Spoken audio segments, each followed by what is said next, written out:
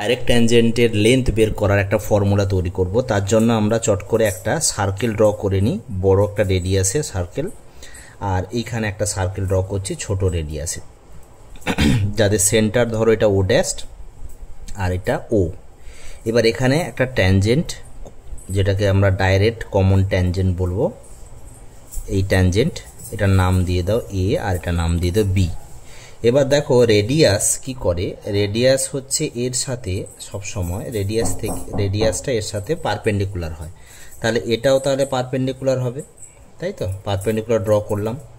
তাহলে এবার আমরা চাইছি এবার দুটো সেন্টারের মধ্যে ডিস্টেন্স কি, দেখো দুটো সেন্টারের মধ্যে ডিস্টেন্স হচ্ছে ও ও ড্যাস্ট, তাই তো? তার মানে এই ডিস্টেন্সটা ধরো আমাদের দেওয়া থাকবে ও ও ড্যাস্ট, এটাকে আমি ডি ধরে নিলাম, আর ও এটা মনে করো এটা আমি ধরছি, এটাকে ধরো R2, এটাকে R2, বড়টাকে R1 ধরো। তাহলে R1টা বড় হবে R2 থেকে, কিন্তু মনে রাখবে। আর একটা এটা স্ট্যান্ড তখনই করবে যদি ডিটা কি হচ্ছে গ্রেটার দেন হবে R1 মাইনাস R2-র সাথে, ঠিক আছে? এটা মোড ভ্যালুর সাথে বড় হতে হবে, তবে এটা কাজ করবে, না হলে করবে না ফর্মুলাটা। আচ্ছা দেখো এবার আমরা কি করতে চাইছি, ও এ এর না এটা R2 ধরলাম, আর ও ড্যাস্ট বি এটা আমরা R1 ধরলাম, ঠিক আছে? এটা কোশ্চেনে কিন্তু বলা থাকবে, রেডিয়াসগুলো দেওয়া থাকবে। এবার দেখো আমি চাইছি হচ্ছে এইটার লেন্থ বের করা, এ বির লেন্থটা আমি ফাইন্ড আউট করতে চাইছি। তাহলে কিভাবে হবে দেখো, এখান থেকে আমি এই এ বির প্যারালাল একটা লাইন ড্র করব এখানে। তাহলে এ বির প্যারালাল লাইন ড্র করতে গেলে তাহলে কেমন হবে, এইভাবে একটা হবে না, এ বির প্যারালাল লাইন। তার মানে দেখো এইখানে এই জায়গাতে 90 ডিগ্রি অ্যাঙ্গেল করছে, তাহলে এটা একটা কি হয়ে গেল দেখো, এটা দেখো ও এ বি, এটা ধরো ইন্টারসেক্ট করেছে মনে করো আর এ, ও বি আর, এটা একটা রেক্ট্যাঙ্গেল হয়ে গেল না, রেক্ট্যাঙ্গেল হয়ে গেল। তাহলে এর উল্টো দিকেও 90 ডিগ্রি, তাহলে এই যে ট্রায়াঙ্গেলটা এটা রাইট অ্যাঙ্গেল ট্রায়াঙ্গেল হলো, ও আর আর এটা ও ড্যাস্ট, ও আর ও ড্যাস্ট মানে কোনটা, এই যে এখান থেকে শুরু করে এইখান থেকে হয়ে এটা ও আর ও ড্যাস্ট, এটা হয়ে যাচ্ছে এটা রাইট অ্যাঙ্গেল ট্রায়াঙ্গেল, তাই তো? রাইট অ্যাঙ্গেল ট্রায়াঙ্গেল হলে অ্যাঙ্গেল এটা 90 ডিগ্রি এখানে হচ্ছে, এটা 90 ডিগ্রি অ্যাঙ্গেল করছে, তাহলে এর উল্টো দিকে এটা কি হাইপোটেনাস।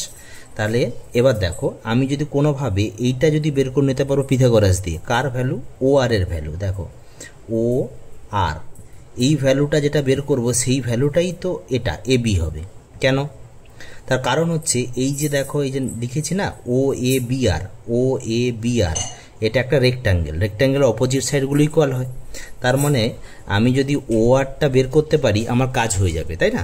তো চলো ও আর বের করে ফেলেছি, ও আর সমান কি করে বের করবো দেখো, এটা 90 ডিগ্রি, তাহলে হাইপোটেনাস এটা, এটাকে ডি ধরে নাও না, শর্ট হয়ে যাবে।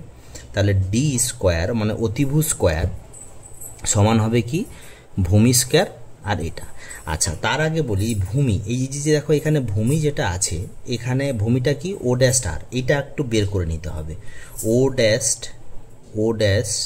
আর, এটা বেরোবে কি করে দেখো তো, ও ড্যাস্ট বি থেকে দেখো বি আরটাকে বাদ দিয়ে দেবো, তাই না?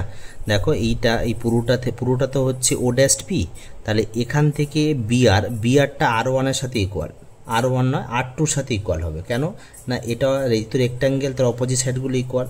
তাহলে এইটার ভ্যালু হচ্ছে কত, এটার ভ্যালু হয়ে যাচ্ছে দেখো R1 মাইনাস R2, ব্যাস।